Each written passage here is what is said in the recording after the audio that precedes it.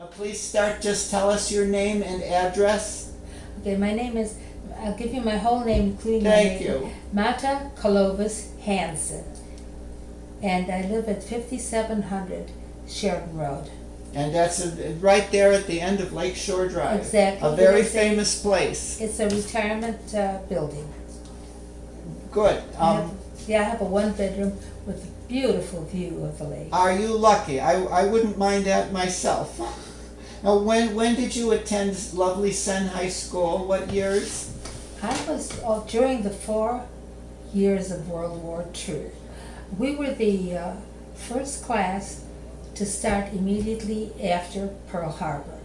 I was midterm, and so Pearl Harbor was December 41. I started January 42, and I graduated January 42. But World War, I think VJ Day was August of 45. So we were the first class to graduate after VJ Day. Imagine that. Can you tell us, please, any recollections of your experiences at Senn during the war?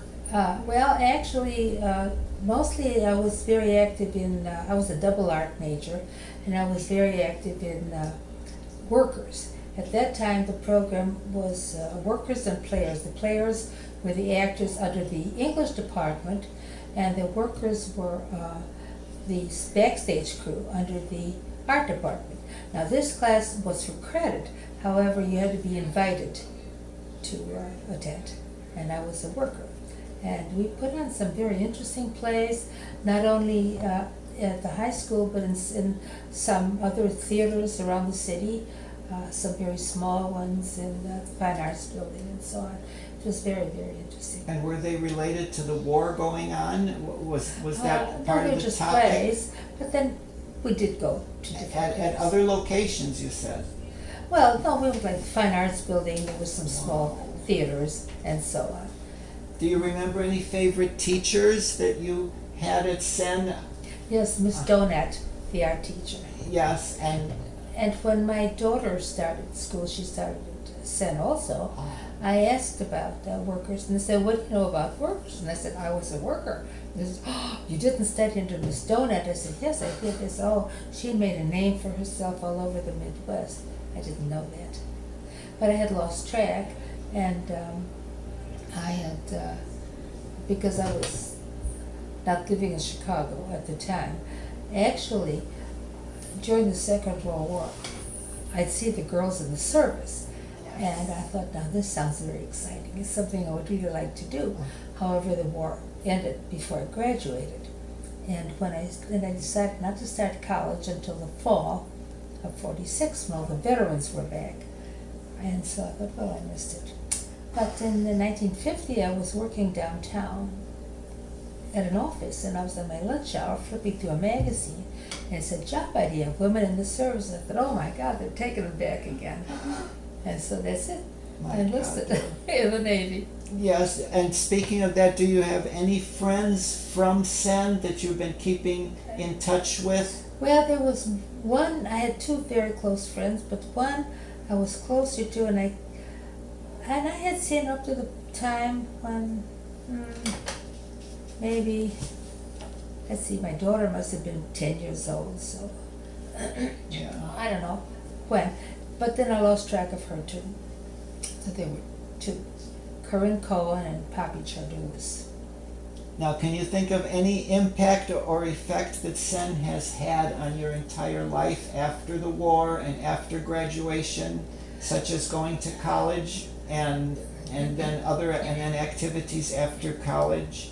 Well, I can't really think because I didn't, I wish it had, Yes. but unfortunately I don't think it is.